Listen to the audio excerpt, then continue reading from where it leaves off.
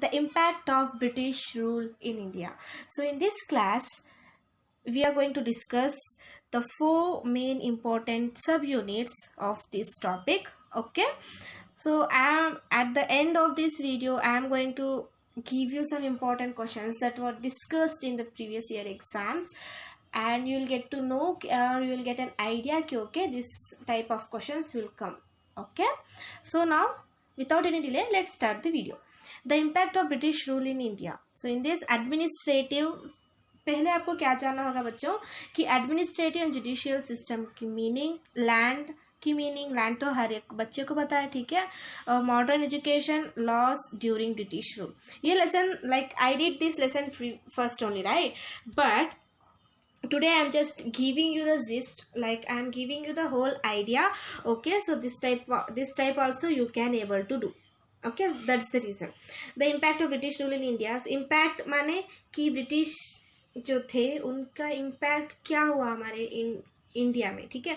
वो जब permanently settle हो चुके थे तब इंडिया उसके लाइक फ्रॉम ब्रिटिशर्स क्या क्या सीखने को मिला और क्या क्या प्रॉब्लम फेसेस किए, ठीक है. What and all they face the problems and what ever they created new acts, new laws, new regulations. So that and all we are going to discuss here. Okay, so administrative and judicial system. So the thing is administrative, judicial, the rules and regulations, each and everything we are going to learn. Administrative, like government exams, like government exams are there, so many things are there. But first Britishers only, the one they came and they said this type of exams will be there, so you have to write that. Okay, so without going so much deep into the lesson, because why I am not going deep, because you know, and you are not that kind of student ki you can't able to read it. Okay, I did in my previous video as well the impact of British rule in India, but again I am doing. Why am I doing ki I don't want you to be in a confusion mood. Okay, ma'am didn't teach us, then how she taught us, it's not sufficient for us, so that's the thing I thought to do it again. Okay, so administrative and judicial system. So इसमें हम जानेंगे civil, judicial, police and military, ठीक है. सो इसमें सिर्फ हमको ये जानने को मिलेगा civil service, judicial system, police system and military system का क्या महत्व था इन इंडिया में during the time of Britishers, ठीक है. तो इस फर्स्ट पैरा में क्या दिया गया है कि ब्रिटिश ईस्ट इंडिया कंपनी तो फुलफिल हो चुकी थी, वो आके इंडिया में तो परमानेंट सेटल हो चुकी थी, राइट. और उन्होंने डिवाइड एंड रूल का सिस्टम भी स्टार्ट कर दिया था. और फिर उन्होंने क्या सोचा, अच्छा ठीक है हमने सब कुछ तो कर दिया, क्यों ना हम और ज़्यादा इम्प्लीमेंटेशन करें कि इंडियन जो पीपल है वो हमारे खिलाफ ना जाए, वो सोचे कि हाँ भाई ये हमारे लिए ही कर रहे हैं, ठीक है. सो ये सोच थी उनकी. और फिर क्या हुआ, लाइक यहाँ पे डिवाइड एंड रूल था और वॉर्स चले, कर्नाटिक वॉर्स, एंग्लो वॉर्स, बहुत सारे वॉर्स चले. बट ब्रिटिशर्स तो यही रह गए, बिकॉज हमें तो पता है कि हमारे रूलर्स कैसे थे, तो कोई उम्मीद नहीं थी कि वो ब्रिटिशर्स इतने आसानी से चले जाएंगे, तो वो परमानेंटली सेटल होने की प्लान में ही थे, ठीक है. और फिर यहाँ सेकेंड पैरा में क्या दिया गया है कि जब उन लाइक ब्रिटिशर्स को पूरा कंट्रोल मिल गया था टुवर्ड्स इंडिया, तब उन्होंने एजुकेशन, एम्प्लॉयमेंट के बारे में सोचना शुरू कर दिया, ठीक है. अच्छा, बहुत सारे इंडियन जो पीपल है उन्हें इतनी जानकारी नहीं है कि वो क्या करें अपने लाइफ में, ठीक है. और उन्होंने ये सोचा ठीक है हम कुछ ना कुछ ऐसा लाइक इतना अच्छा काम करते हैं कि like Indian people will admire us, ठीक है. सब लोग कहे कि हाँ भाई ब्रिटिशर्स तो हमारे लिए सब कुछ कर रहे हैं. तो उन्होंने बहुत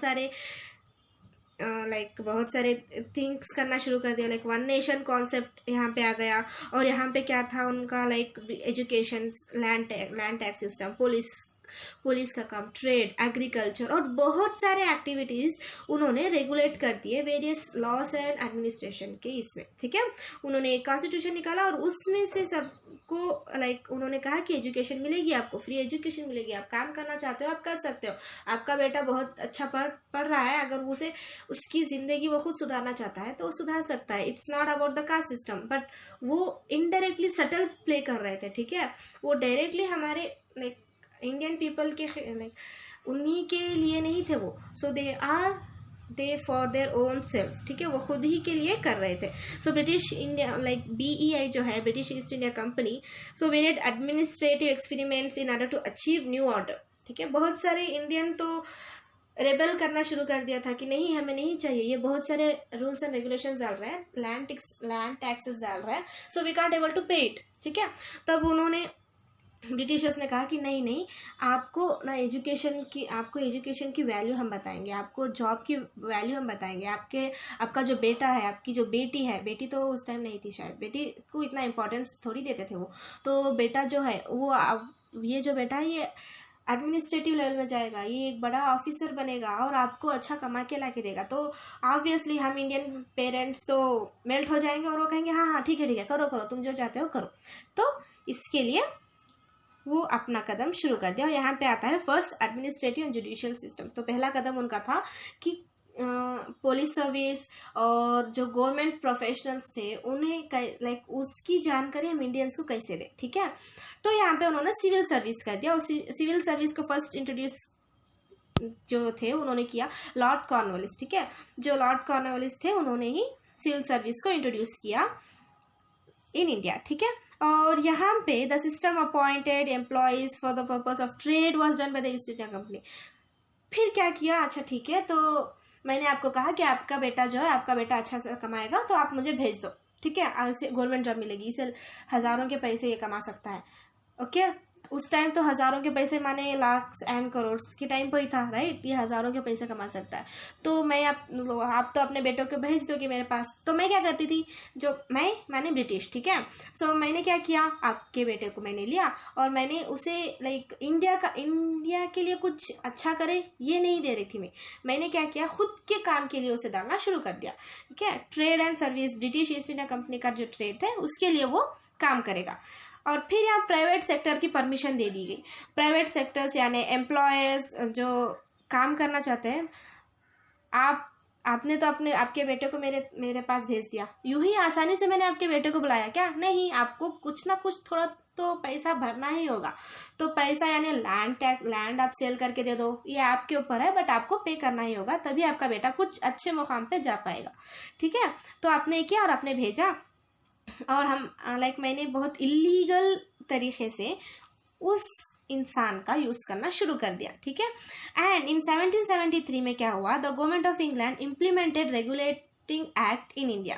तो 1773 में इंग्लैंड को पता चला कि नहीं भाई, जो ब्रिटिशर्स हैं वो तो करप्ट कर रहे हैं इंडियन पीपल को, वो थोड़ी इतना पैसे भर सकते हैं, फिर भी मैं आपके पास ले रही हूँ। तो इंग्लैंड की जो क्वीन थी एलिजाबेथ, तो उन्होंने उन्होंने कहा कि नहीं ऐसा नहीं होगा, और उन्होंने इम्प्लीमेंटिंग एक्ट, रेगुलेटिंग एक्ट डाल दिया। तो इसके द्वारा क्या कर सकती हूँ मैं आपके पास कोई करप्शन ले सकती हूँ, कुछ भी नहीं, आपका बेटा आ रहा है, काम कर रहा है, जाएगा बस, ठीक है। ये सिर्फ मेरे खिलाफ नहीं था, ये आपके लिए था, बट आपको इनडायरेक्टली शुगर कोट की तरह बात करके आपको मना रहे थे, ठीक है। नेक्स्ट यहाँ पे क्या हुआ, इन 1800 Lord Cornwallis open fort William college in Calcutta. तो इन सेकेंड पैरा में क्या है, 1800 में जो फर्स्ट कॉलेज थी इन कैलकाटा में ओपन किया गया और उस कॉलेज का नाम था फोर्ट विलियम कॉलेज, ओके। इसके बेनिफिट्स क्या थी, इसकी बेनिफिट्स ये थी कि बहुत सारे बच्चों को सिविल सर्विस के बारे में पता चलेगा। सिविल सर्विस यानी यूपीएससी, आप IAS बनना चाहते हो, IPS बनना चाहते हो, तो आपको उसके लिए ज़्यादा इन्फॉर्मेशन मिल रही थी। और बहुत सारे बच्चों को इंस्पायर कर रहे थे, हाँ भाई मैं भी कुछ करना चाहता हूँ अपने इंडिया के लिए, थोड़ी मैं पैदा होऊंगा और चला जाऊंगा, नहीं मैं कुछ करूँगा। तो इसलिए ये सिविल सर्विस का था। बट यहाँ पे इंटेंशन क्या था, यहाँ पे इंटेंशन ये ईस्ट इंडिया कंपनी का सिर्फ एक ही था कि वो जो अपॉइंटमेंट था टिल 1853 वो डायरेक्टर्स के इसके था, जो ब्रिटिशर्स खुद थे ना वो अपॉइंट कर रहे थे, जो उनके करीब लोग रहते थे, ठीक है, उनको अपॉइंट करवा रहे थे। इन 1853 के बाद जब 1853 चल रहा था, जो सिविल सर्विस कॉम्पिटिटिव एग्जामिनेशंस को देना शुरू कर दिया, ठीक है। तो मैं थोड़ी अपने मामा का बेटा, अपने चीचा का बेटा या फिर चीचा की बेटी को लेके सिविल सर्विस में रख दूंगी, उस टाइम पर तो मैं रख रही थी, बट आगे क्या हुआ, नहीं ऐसा नहीं होगा, एग्ज़ाम्स दिया जाएगा। जब आप एग्ज़ाम्स दोगे तब आप फर्स्ट क्लास या फिर उस आपके कॉम्पिटिटर को बीट करोगे, तब आप इस पोजीशन में आओगे, ठीक है। तो ये कह के सिविल कॉम्पिटिटिव एग्जामिनेशन दे दिया गया। बट यहाँ पे क्या था, ये जो एग्ज़ाम था वो इंडियंस को लाइक इंडियंस के लिए ही नहीं था, वो इंडियन को कुछ बेनिफिट ही नहीं था इसमें, ठीक है। तो ब्रिटिशर्स जो थे उनका सिर्फ एक ही था कि अच्छा मैं आपके लिए कर रहा हूँ, मैं ब्रिटिशर्स हूँ और आप इंडियन हो, ठीक है। तो मैं क्या कह रही हूँ, नहीं नहीं, ये एग्ज़ाम सिर्फ आप ही के लिए है और आप प्रिपेयर हो रहे हो, आप लिखने के लिए आ रहे हो, आप लिख भी रहे हो, बट आप पास नहीं हो पाओगे, सिर्फ मेरे आदमी ही पास होंगे, ठीक है। सो ये उनका इंटेंशन था उस टाइम को। और फिर क्या हुआ, all the natives of Hindustan are completely corrupt, as a result only lower grade jobs were given to Indians, ठीक है। तो जब मैं एग्ज़ाम दे रही हूँ, आप लिख भी रहे हो, ठीक है, आप प्रिपेयर भी हो रहे हो, बट आप पास नहीं हो पा रहे हो, तो मैं आपको क्या कहूँगी, यार तुझे पता ही नहीं है कि तू कैसा पढ़ रहा है, तो मैं आपको कह दूँगी नहीं नहीं नहीं नहीं, तुम पास नहीं हो पाए हो ना, तो आप ये काम करो, ये छोटा ग्रेड का जो छोटा छोटा काम रहता है ना वो तुम कर लो, ठीक है। तुम यूपीएससी लिखने के लायक ही नहीं हो, ओके, यू बी दे, तुम्हें कोई गवर्नमेंट जॉब मिलने की लायक नहीं है, तुम यही काम करो, और ये भी गवर्नमेंट जॉब ही है, ये करो, तो ठीक है। ऐसे ही उन्होंने इंडियंस को ठगना शुरू कर दिया। और फिर यहाँ पे आता है जुडिशियल सिस्टम। सो जुडिशियल सिस्टम की रूट जो है ये मुगल रूल्स के टाइम से ही शुरू हो गई थी, ठीक है। ये यहाँ पे आप देख सकते हो in the first sentence, judicial system started finding root when the British rule began taking over from the Mughal rule. Okay, but after the Battle of Buxar, the Mughal Emperor Shah Alam handed over the Diwani rights. Okay, so यहाँ पे हमें पता लगेगा दीवानी rights. दीवानी rights क्या है? दीवानी rights मतलब tax पे करना होगा ब्रिटिशर्स को जो भी आउट ऑफ इंडिया आ रहे हैं, ठीक है। फिर शाह आलम ने क्या किया, नहीं ये तो मेरे क्लोज फ्रेंड है, कौन, ब्रिटिशर्स, ठीक है। तो मैं लाइक अब आप इमेजिन कर लो कि मैं मुगल रूलर हूँ और आप ब्रिटिशर्स हो, ठीक है। तो आप आते हो और आप मुझसे पूछते हो कि मुझे यहाँ पे लाइक मुझे यहाँ से सब कुछ मैं लेके जा रहा हूँ, बट प्लीज़ मुझे थोड़ी सी तो परमिशन दे दो कि कोई मुझे रोक ना पाए, ओके। तो मैं मेल्ट होके, हाँ भाई ये तो मेरा दोस्त है, ये आया है कुछ ना कुछ तो करेगा हमारे इंडिया के लिए, थोड़ी मैं जाके बाहर देख रहा हूँ कि या फिर देख रही हूँ कि क्या चल रहा है, ठीक है। और मैंने कहा ठीक है लो जाओ, अब तुम जो करना चाहते हो करो, मैंने दे दिया, ओके, दीवानी राइट्स तो मैंने दे दिया। उसकी अथॉरिटी के क्या था कि collect land taxes to the Britishers with this, but जो ये दीवानी राइट्स का जो फंडा था, इसके द्वारा क्या होता था कि जो भी ब्रिटिशर्स इंडिया को आता या फिर कोई भी आता तो उसके साथ हम थोड़ा सा आधा तो पैसा हम ले ही लेते थे, because as a type of a tax, ठीक है। बट मैंने क्या किया, नहीं ये दोस्ती है, ये मेरा दोस्ती है ना, मैं दे ही देता हूँ इसे, तो मैंने दे दिया, ठीक है, मैंने दे दिया। और फिर उन्होंने बिना कोई जानकारी के, मुझे कुछ भी नहीं होता था कि वहाँ क्या चल रहा है, तो they use to do their own work, ठीक है। यहाँ से ये पहला कदम उनका शुरू हो गया। फिर ड्यूअल एडमिनिस्ट्रेशन आया। सो ये जो ड्यूअल एडमिनिस्ट्रेशन जो था वो ज़्यादा इफेक्ट किया बंगाल रीजन को, कैसे, लाइक इसे ड्यूअल गवर्नेंस भी कहा जाता है, ठीक है। ड्यूअल एडमिनिस्ट्रेशन जो है उसे ड्यूअल गवर्नेंस भी कहा जाता है। सो इसमें क्या था कि जो लैंड टैक्स थे, जो कलेक्ट करना था land tax from civil and judicial, so were given to the Indian officials, okay, but whereas the British retained the authority of managing the revenue collected, ठीक है। सो यहाँ पे क्या हुआ, फर्स्ट दीवानी राइट्स मैंने दे दिया, फिर क्या था, टैक्स का फंडा था ड्यूअल गवर्नेंस। सो ड्यूअल गवर्नेंस या फिर ड्यूअल एडमिनिस्ट्रेशन में क्या था कि बंगाल के जो बंदे थे उन्हें टैक्स पे करना था, जो भी आप कर रहे हो, ठीक है। सो आपको टैक्स पे करना पड़ता था, लाइक जुडिशियल, वो किसे टैक्स पे करना होगा, लैंड टैक्स तो आपको पे करना ही होगा, बट किसे, ओन इंडियन पीपल को आप करोगे ना, थोड़ी आप बाहर वाले को जाके पे करोगे। अगर आप किसी के घर पे रेंट रह रहे हो तो ओनर को ही जाके दोगे ना, थोड़ी आप अपने मामा को या फिर अपने चाचा को दे दोगे, नहीं ना। सो यहाँ पे क्या हुआ, यहाँ पे उल्टा हुआ, जब ड्यूअल एडमिनिस्ट्रेशन या फिर ड्यूअल गवर्नेंस बंगाल में जब पड़ी तो सिविल जुडिशरी जो बंदे थे वही लेंगे ना, बट वो नहीं ले रहे थे, इस पे भी हक डाल दिया ब्रिटिशर्स ने और उन्होंने कलेक्ट करना शुरू कर दिया। तो यहाँ पे सेकेंड कदम। फिर क्या हुआ, ब्रिटिशर्स जो थे बहुत सारे सेंट्रल जुडिशियल सिस्टम को, central thoughts during the judicial कि आप ये बन सकते हो, आप हम इंडिया को उस मुकाम पे ले जाएंगे, ये इंडिया ना बहुत इलिटरेट है, इस इंडियन पीपल को कुछ भी नहीं पता, हम यहाँ है ना, हम आपको बहुत सारा एम्पावर देंगे, तो ये कह के वो इंडिया को धीरे धीरे अपने काबू में ले रहे थे, ठीक है। और फिर overtook the authority of the Mughal and establish there supremacy in India, ठीक है। तो मुगल रूलर थे ना तब, तो क्या हुआ, अथॉरिटी जो भी मुगल की थी वो सब ब्रिटिशर्स को मिल गई और वो हेड बन गए इन इंडिया के। और फिर यहाँ पे new judicial system in India शुरू हो गया। समझ में आई बात। और यहाँ पे फिर नेक्स्ट पैरा पे यहाँ पे क्या दिया गया है, एडमिनिस्ट्रेटिव प्लान डिवाइज करने का लाइक उन्होंने प्लान बनाया। सो एडमिनिस्ट्रेटिव प्लान क्या होता है, सो ये किसने इम्प्लीमेंट किया, सो वैरन हेस्टिंग ने। सो कंफ्यूज ना होए बच्चों कि यहाँ पे मैंने about civil service Lord Cornwallis का बंदा है तो उसने इसे ज़्यादा अहमियत दी, और वैरन हेस्टिंग जो है वो एडमिनिस्ट्रेशन एज गवर्नर के तौर पे वो आए इन 1772। 2 टाइप्स ऑफ कोर्ट्स उन्होंने ईजाद किए, और 2 टाइप्स ऑफ कोर्ट्स, या फर्स्ट कोर्ट यहाँ पे आता है दीवानी अदालत, और सेकेंड कोर्ट यहाँ पे आता है फौजदारी अदालत। दीवानी अदालत माने सिविल कोर्ट, फौजदारी अदालत माने क्रिमिनल कोर्ट, ओके।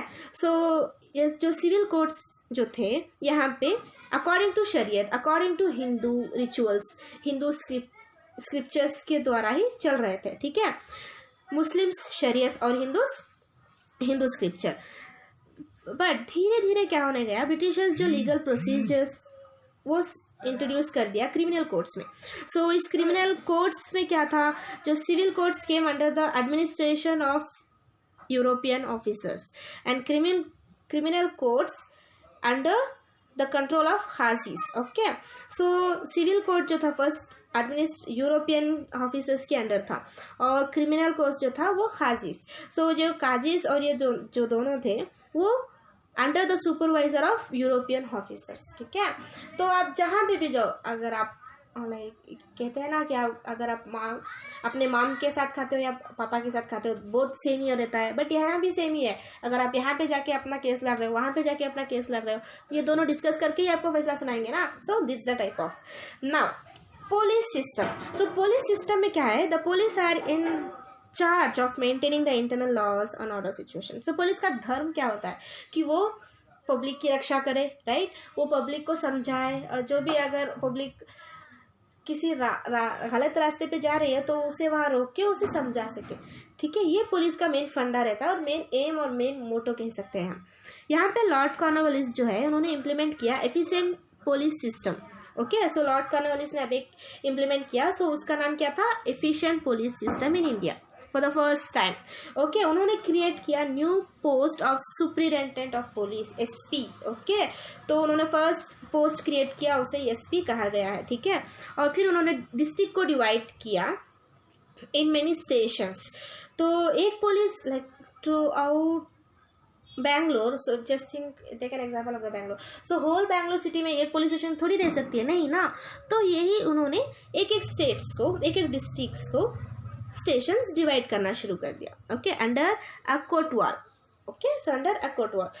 वैसे ही विलेजेस में भी उन्होंने एक कर दिया, और विलेजेस में यहाँ टेक केयर करने को रख दिया चौकीदार Kotwal, okay. Kotwal was made an accountable for thefts, criminals and other law violations at village level, ठीक है। तो यहाँ पे आपको पता होना चाहिए कि स्टेट, विलेज में, डिस्ट्रिक्ट की different types of police system. हाँ, तो ये आपको पता चला। और फिर हम यहाँ पे दिया गया है कि the severe doubts of 1770 led to weak law under the, okay. So the severe drought 1770 में क्या हुआ, जो weak laws and order situation तो आ ही गए थे। तो पुलिस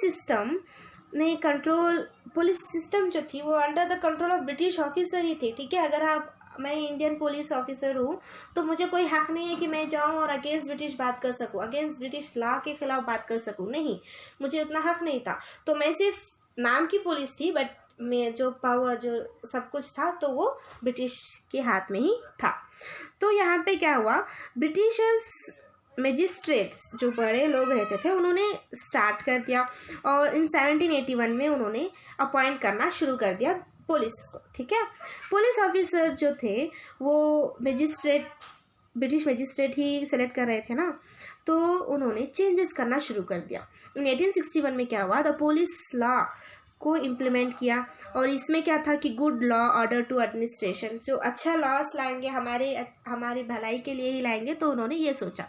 बट यहाँ पे इंडियंस जो थे वो अपॉइंट नहीं हो पा रहे थे post of the officer till 1902।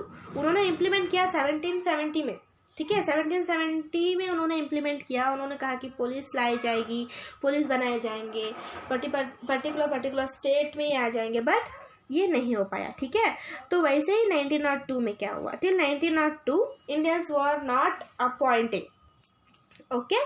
And then next, the police commission law allowed the appointment of suitable educational qualification for the post of police officers। तो 1902 में क्या गया, अच्छा तो तुम अपॉइंट होना चाहते हो। इंडियंस तो बहुत सारे इंडियंस आए और उन्होंने बहुत सारे फॉर्म्स फिलअप किए और बहुत सारे लोग ने कहा कि नहीं मुझे पुलिस ही बनना है, ठीक है, मुझे पुलिस ही बनना है। तो उन्होंने क्या किया, हाँ तुम पुलिस बनना चाहते हो ना, तो ठीक है चलो, ये इस टाइप लाइक तुम्हें ग्रेजुएशन, तुम्हें 10th, तुम्हें PU तक एजुकेशन कंप्लीट करनी ही होगी। अगर तुमने किया तभी तुम इस फील्ड में आ सकोगे, ओके। तो बहुत सारे discrimination against the India did not and.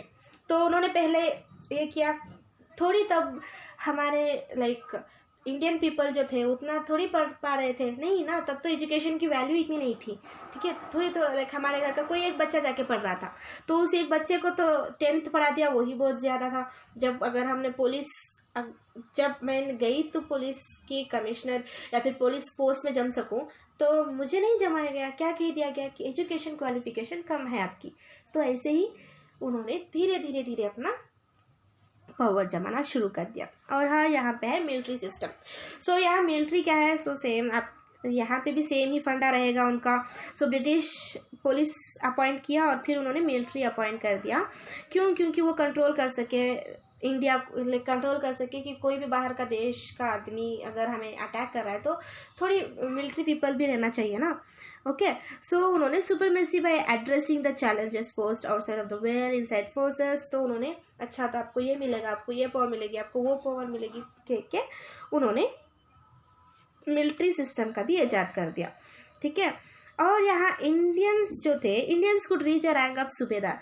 So the officer were again the Britishers. So military police की जो हाई पोस्ट थी वो भी ब्रिटिशर्स ही थे, मिलिट्री के जो हाई पोस्ट थी वो भी ब्रिटिशर्स ही थे। छोटे छोटे जो काम के छोटे छोटे जो पोस्ट रहते हैं उस पोस्ट में इंडियंस को डाल दिया गया, ठीक है।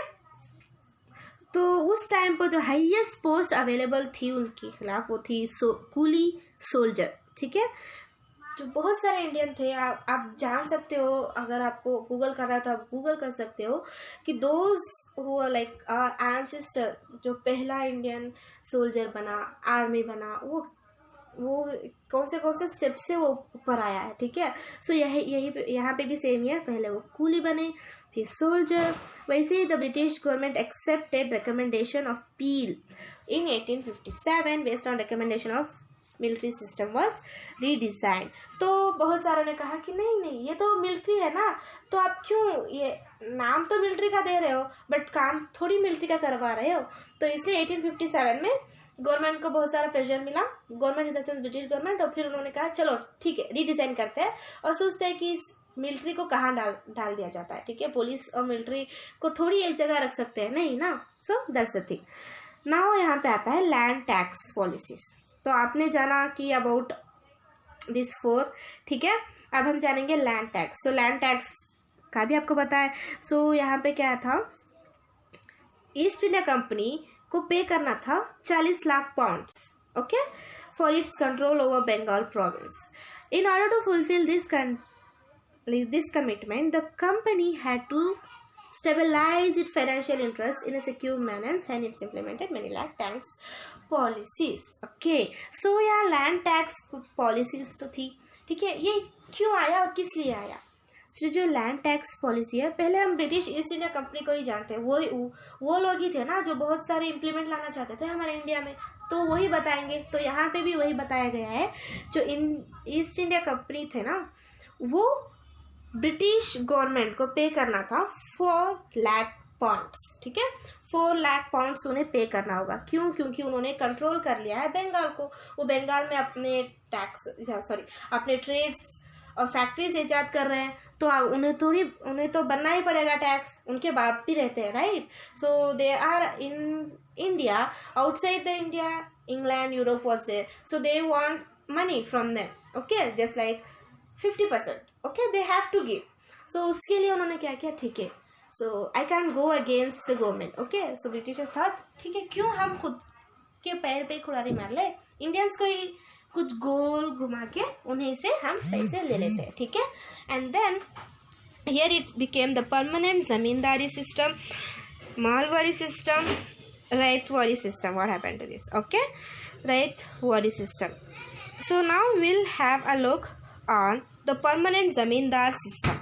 सो परमानेंट जमींदार सिस्टम, यहाँ पे परमानेंट का मतलब ये है कि अच्छा ये फिक्स हो जाएगा, ठीक है. सो लॉर्ड कॉर्नवालिस, ये जो बंदा है ना सब में घुसा हुआ है. सो लॉर्ड कॉर्नवालिस ने इम्प्लीमेंट किया लैंड टैक्स पॉलिसी. कौन सी रीजन्स में? बंगाल एंड बिहार रीजन्स में. किस दौरान? 1793 में, ठीक है. Who implemented this? Lord Cornwallis. Like in which region? Bihar and Bengal. When? During 1979, okay. हाँ, then in order to generate steady revenue per annum, this was called permanent zamindari system. क्यों इसे जमींदारी सिस्टम कहा जाता है? क्योंकि एनुअल, ओके, एनम, सो पक्का इतना ही fix है. आपको 10 रुपये देना है, आपको 10 रुपये ही देना होगा. आप 11 रुपये थोड़ी आपको इतनी काबिलियत थी कि आप 11 रुपये दे दोगे. आप 9 रुपये भी आप नहीं दे सकते हो. 10 माने 10, ठीक है. और इसे कहा जाता था परमानेंट जमींदारी सिस्टम. इस सिस्टम में क्या था, जो ज़मींदार थे वो तो लैंड ओनर ही थे, राइट. सो ज़मींदार को ये कहा गया कि तुम्हें ज़्यादा पैसे और टैक्सेस यू हैव टू पे, okay. So from the benefits of ज़मींदार मोर, ओके. सो क्या हुआ, मैंने कहा मैं ब्रिटिशर्स हूँ और आप ज़मींदार हो, ठीक है. मैंने कहा देख भाई तू ज़मींदार है, राइट. सो तुझे 10 रुपये at the end of the month तुझे देना ही होगा. मैं नहीं सुनने वाला कि तू क्या करेगा, क्या करने वाला है. It's up to you. तो तुमने क्या किया, हाँ क्यों मैं पे करूँ, मेरे अंडर तो वर्कर्स है, राइट. तो मैं उन्हें ज़्यादा दबाव डालना शुरू कर दूंगा. तो यहाँ पे वही चला, ठीक है. सो जो ज़मींदार थे, Zamindar became the land owner. The zamindar was expected to pay the agreed land tax on the company on the set of every year. Sorry, not month, year. ठीक है. So he was free to collect any amount of land taxes from the farmers and could retain the excess money collect.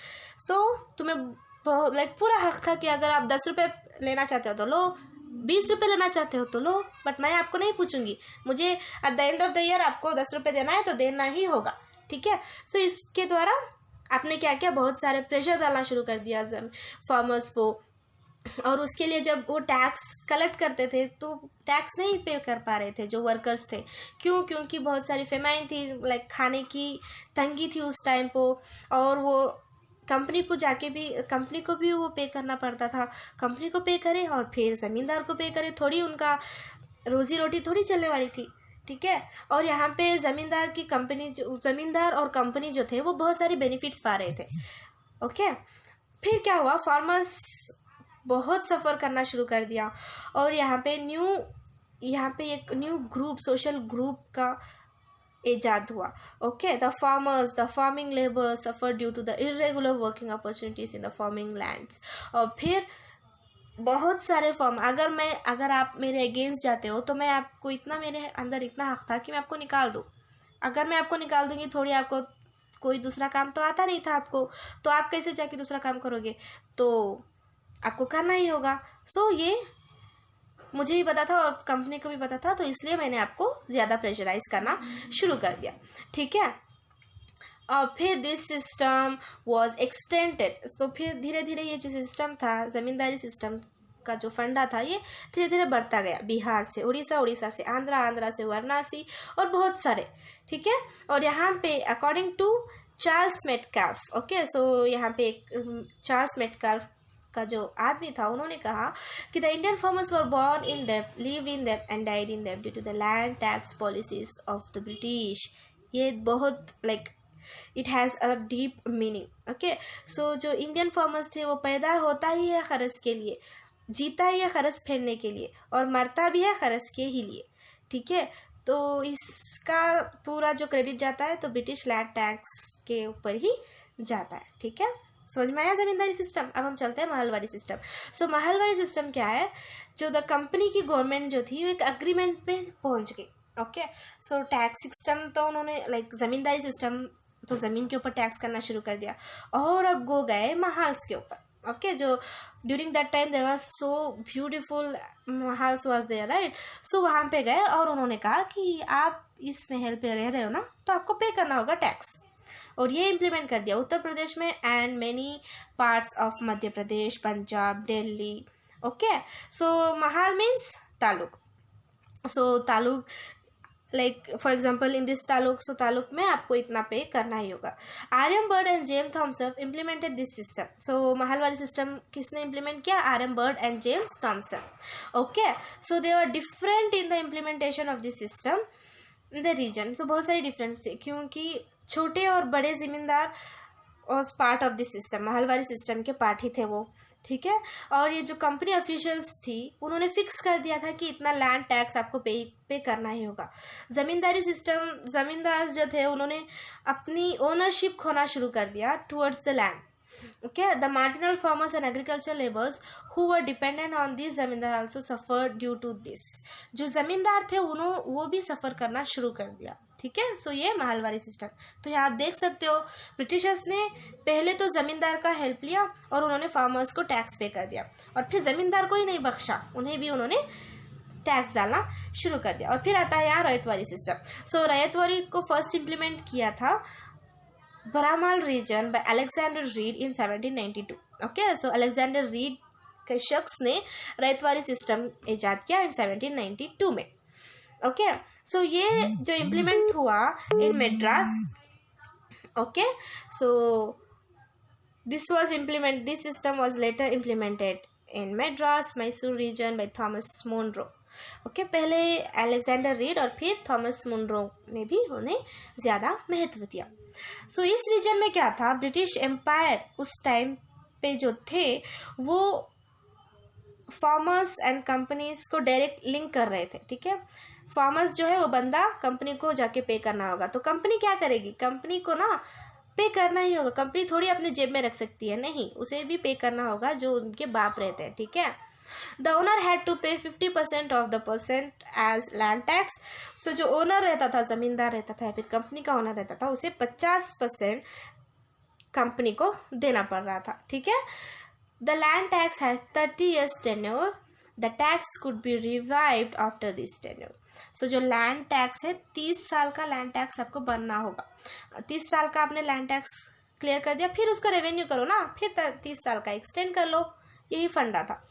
ठीक है, यहाँ पे क्या था, जो छोटे छोटे फार्मर्स थे और जो लैंड के ओनर्स थे, ठीक है, वो बहुत सफ़र करना शुरू हो गए, क्योंकि वो छोटे फार्मर्स हैं, उन्हें थोड़ी इतनी खेती, अगर वो कितनी भी खेती बाड़ी करे, जितना आता है उसी में उन्हें 70% 50% देना पड़ ही रहा था। ठीक है, और अगर वो नहीं पे कर रहे थे तो उन्हें बहुत सारे लाइक जुल्म सहने पड़ते थे।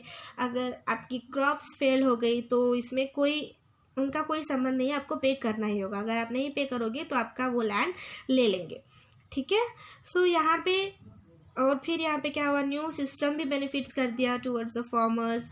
बहुत कठिन साल या फिर कठिन समय था ब्रिटिश फार्मर्स का, क्योंकि वो धीरे धीरे अपने लैंड्स खो रहे थे, धीरे धीरे अपनी राइट्स खो रहे थे, क्योंकि वो अपने पैसे पे नहीं कर पा रहे थे। ठीक है, then now the impact of British land tax revenue.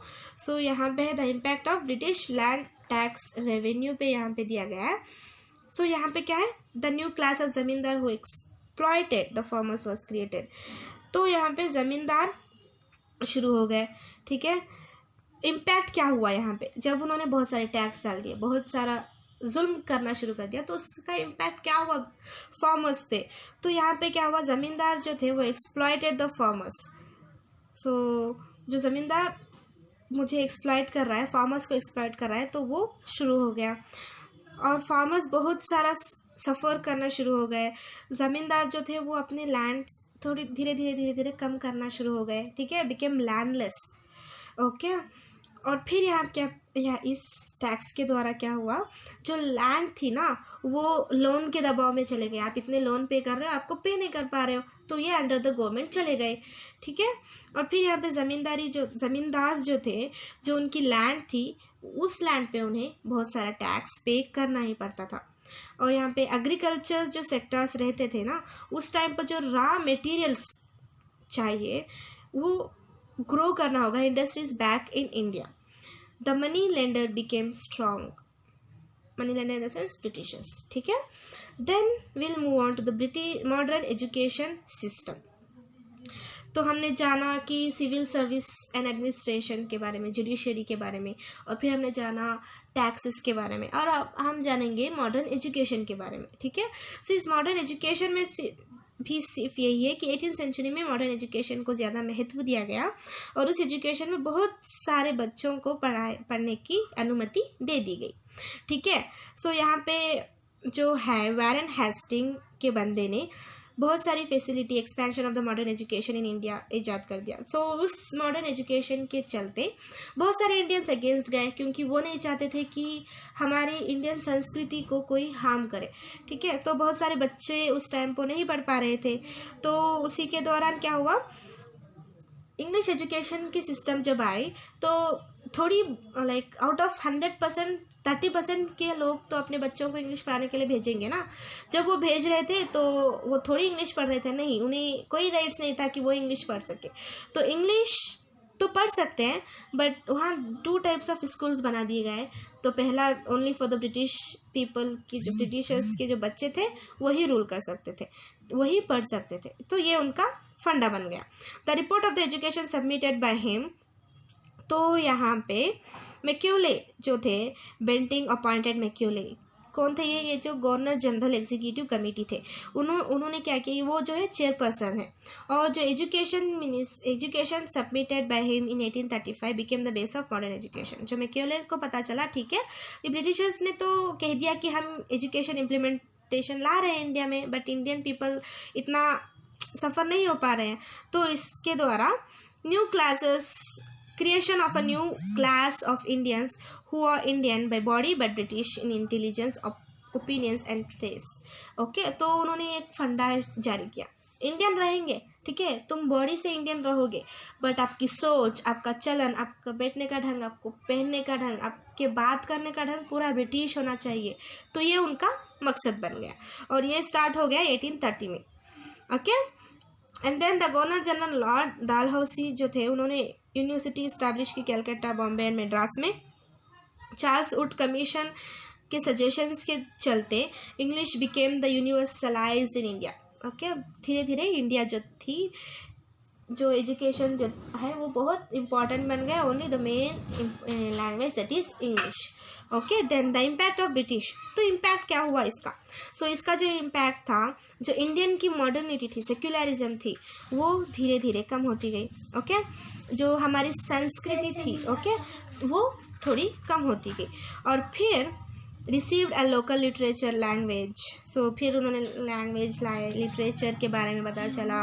और फिर क्या हुआ, पीरियडिकल्स एमर्जिंग शुरू हो गए, पुलिस वर्किंग, गवर्नमेंट के बारे में ज़्यादा जानकारी मिलनी शुरू हो गई, new social religious reform movement शुरू हो गया, क्योंकि बहुत सारे बच्चों को धीरे धीरे पता चल रहा था कि हमारे इंडियन में ही कितनी खराबी है, और हम इंडियंस ही मेन रीज़न है कि ब्रिटिशर्स को हम यहाँ ला पाए, ठीक है। और फिर फ्रीडम स्ट्रगल शुरू हो गया, और इंडियन समझना शुरू हो गए कि हमारी संस्कृति कितनी इम्पॉर्टेंट है, ठीक है, ये ब्रिटिशर्स कुछ भी नहीं है, हमारी बहुत ज़्यादा इम्पोर्टेंस देना शुरू कर दिया, ठीक है। और यहाँ पे शुरू होता है कॉन्स्टिट्यूशनल डेवलपमेंट। सो यहाँ पे कॉन्स्टिट्यूशनल डेवलपमेंट जो कहा था मैंने कि बहुत सारे प्रॉब्लम्स को ना वो सोल्यूशन ढूंढना शुरू कर दिया, क्योंकि उन्हें नॉलेज मिल रही थी, और ब्रिटिश ने डिफरेंट रूल्स एंड रेगुलेशंस डाल दिया था, उसके द्वारा बहुत सारे पीपल सफ़र कर रहे थे। और उसी के चलते law implemented during the rule of east India company. और फिर यहाँ पे रूल्स शुरू कर दिया, दैट इज़ रेगुलेटिंग एक्ट 1773। इसमें क्या था, द दीवानी राइट्स उन्होंने दे दिया, और उसके चलते बहुत सारे करप्शन शुरू हो गए। और एडमंड बर्ग जो मेंबर थे ब्रिटिश पार्लियामेंट के, उन्होंने क्रिटिसाइज़ किया कि करप्शन चल रहा है ईस्ट इंडिया कंपनी में। और फिर उन्होंने अच्छा ठीक है ये नहीं होगा, हमें अगेंस्ट जाना ही होगा और हमें इंडिया को सपोर्ट करना ही होगा। तो इसके चलते उन्होंने बातों में कह दिया, बट वो नहीं चल पाया। सो इम्प्लीमेंट हुआ इन 1772 में। So major features of this act जो है, सो यहाँ पे आप देख सकते हो कि 3 प्रेसिडेंट्स बनाई गई। सो बंगाल, मद्रास एंड बॉम्बे। यहाँ पे क्या था, इंडिपेंडेंट एडमिनिस्ट्रेटिव यूनिट्स थे। यहाँ पे regulating act, the Bengal presidency gain control over the 2 presidency. So यहाँ पे क्या था, जो बंगाल है ना वो हेड बन गई मद्रास एंड बॉम्बे के ऊपर, ठीक है। और यहाँ पे क्या हुआ, बंगाल को बहुत पूरा हक था कि वो गवर्नर जनरल की वो ही हेड थी ना बंगाल। सो यहाँ पे डायरेक्ट एक्सरसाइज कंट्रोल बंगाल की तरफ ही जाना शुरू हो गया। सो बंगाल में बहुत सारे मिनिस्टर्स आना शुरू हो गए। बंगाल्स में बहुत सारे अच्छे इंसान और अच्छे वर्कर्स भी आने शुरू हो गए। Bombay and Madras presidency could not declare war. So Bombay and Madras का क्या था, अगर बॉम्बे में कोई वॉर चल रहा है, कोई डिसीजन लेना चाहते हैं, तो उन्हें कोई हक नहीं था। वो मद्रास हाँ, सो वो बंगाल को ही जाके परमिशन देगी, अगर वो साइन करती है तभी आपको कोई एक्शन लेने की हक रहेगा। और ये जो एक्ट था, supreme court and judicial was established in Calcutta. So फिर उन्होंने जुडिशियल जो था वो उन्होंने स्टार्ट कर दिया। सो बहुत सारे रेगुलेटिंग एक्ट्स शुरू हो गए। यहाँ पे है Pitt India act in 1782, okay. So board of controller, so Pitt India act is all about the board of directors, okay.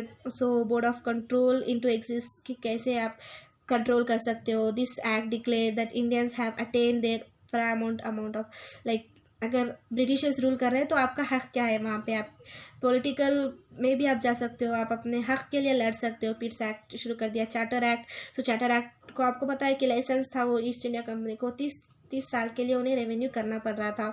और यहाँ पे 1813 और उसके 1833 यहाँ पे सो मेनी चार्टर एक्ट्स के बारे में बताया गया है। और फिर ब्रिटिश गवर्नमेंट एक्ट है, और फिर Indian government act. So it's all about the acts, Indian council act. So why am I not explaining to this to you कि whenever you are reading this you are going to get the point. So that's the reason I don't want to explain it, okay. So I suggest you to please read these acts carefully so that you will get an idea कि okay these acts are very very important for the terms of your future, okay. So yeah, this is the end of the impact of British rule in India. I hope you understood. Like I tried to explain in Hindi because I will explain in English. I had explained in English, but this is the second I am explaining in Hindi so that you can able to understand it well. Okay, let me know in the comment section below either you like it or not. Okay, till then take care and keep reading. Thank you.